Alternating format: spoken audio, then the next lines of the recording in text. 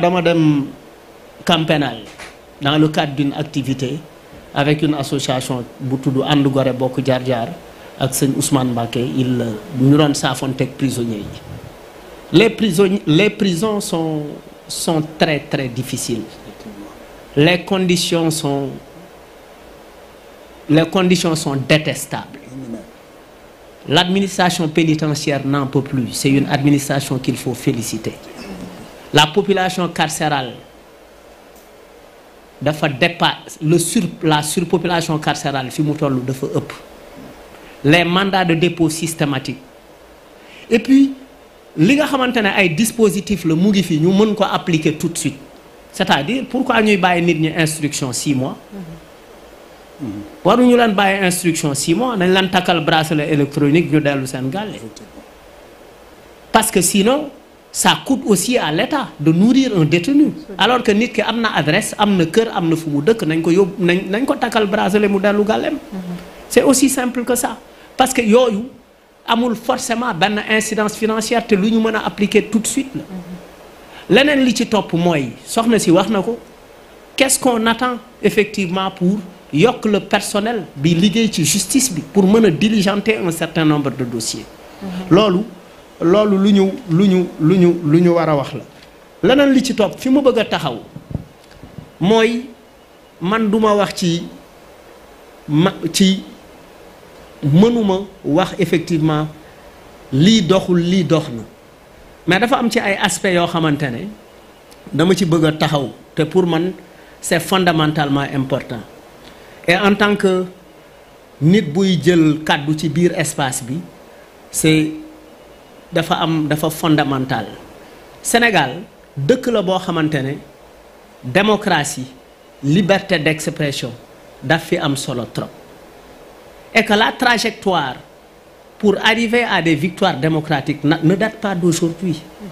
Elle date depuis très longtemps. Elle date de très longtemps. Il y a des partis de gauche, des militants à qui ça a coûté la vie. Mën nañ ci wax ay Blondin Diop. Mën nañ ci wax ay ñeneen ak ñeneen. Nit ñi dañu xeex pour yegsi ci yenn acquis démocratique yi. Génn ci ay clandestinité ñëw ci multipartisme. PS nekk fi pendant plus de 40 ans.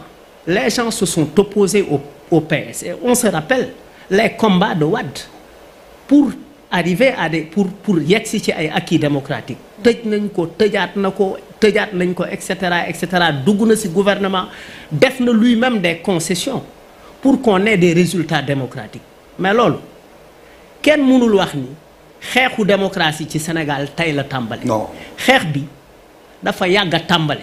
c'est-à-dire génération bu nekk bu ci ñëw. dafa ci jouer rôle am dem après beneen génération ñëw continuer te loolu waruñu ko salfaañe parce que loolu mooy taaru Sénégal et aujourd'hui j'ai l'impression parce que pour man dafa bokk ci bilan bi l'éducation des militants l'éducation politique des militants parce que aujourd'hui on veut restreindre la parole aux gens c'est-à-dire personne n'a le droit de parler.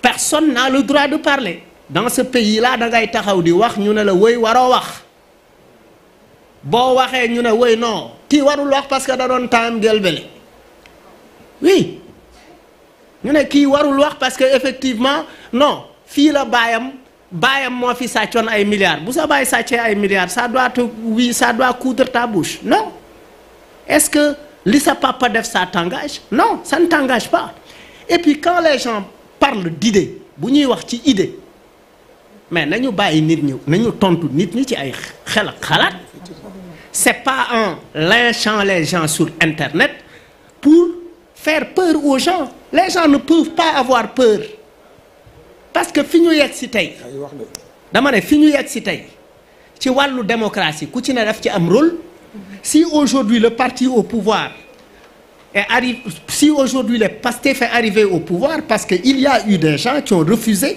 qui ont dit non qui se sont dit écoute am na lii nga xamante ne mu ngi xew Macky Sall di ko teg Ousmane Sonko on ne l'acceptera pas et ça a des gens qui ne font pas partie de ce parti se sont mobilisés. Bouba Ndour ne fait pas partie de PASTEF pour témoigner quelque chose toog naa ak benn grand ci benn dëkk bu soriwul fii mu ne ma Bouba Ndour dañ ko war a jox wàllam ci projet bi parce que dafa xeex Bouba li mu xeex ci projet bi dañ ko war a jox wàllam ndax dafa xeex lool. ma ne ko mais Bouba ce qu'il faisait il ne le faisait pas pour le parti il le faisait pour la vérité. Ce même Bouba qui reprend la parole aujourd'hui, qui vogue à contre-courant du pouvoir, on veut le juger. Au nom de quoi? La contradiction permet à la démocratie de respirer. On a besoin de contradictions, d'opinions contradictoires pour animer la démocratie. Loolu nag Sénégalais yi duñ ko fowe.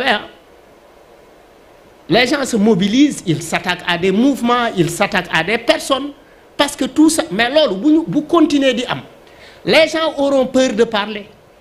Et si les gens ont peur de parler, ils créeront d'autres moyens pour s'exprimer. Et on tendra vers des violences qu'on ne peut pas régler, parce que les gens s'exprimeront autrement. Man, boo ma nee doo wax bët ne tiital ma di ma xas ci internet ba sama yaay ne ma bul waxati suturaal ñu xool ci famille bi bul demati télé bàyyil jàkkaarloo wala Badara Gadiaga bul demati télé dimbali ñu rek parce que liñ lay yàq wala yenn saa yi liñ lay wax donte yaa nekk ci dëgg sax liñ lay wax baaxul ci mbokk yi. Donc Badara il peut ou non il peut faire des concessions pour protéger sa famille. Voilà, Malal, il peut faire des concessions pour protéger sa famille. Mais ce silence de Malal n'est pas un abandon. Malal va réfléchir comment définir d'autres types de réactions et ces réactions ne seront pas bonnes. Démocratie, dañ koy bàyyi mu respirer. Les gens ont besoin de parler.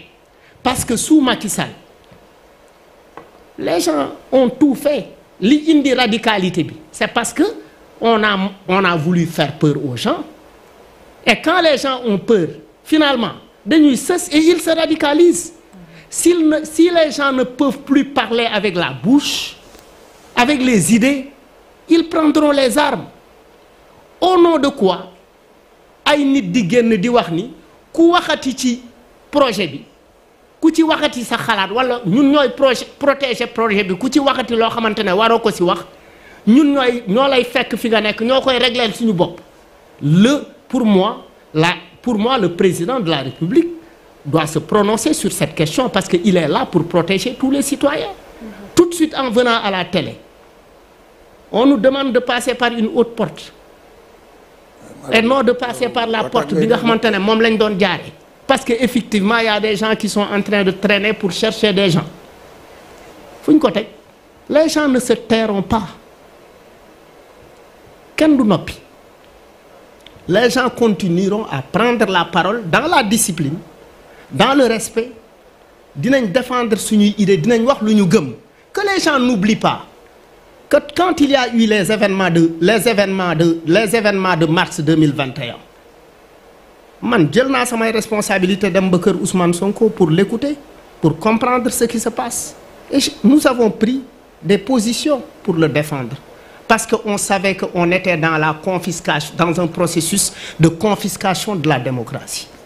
Bugguma di wax télé li may def. Je suis allé en prison pour aller voir Diomaye au Cap Manuel. Waxtaan nañ 30 minutes.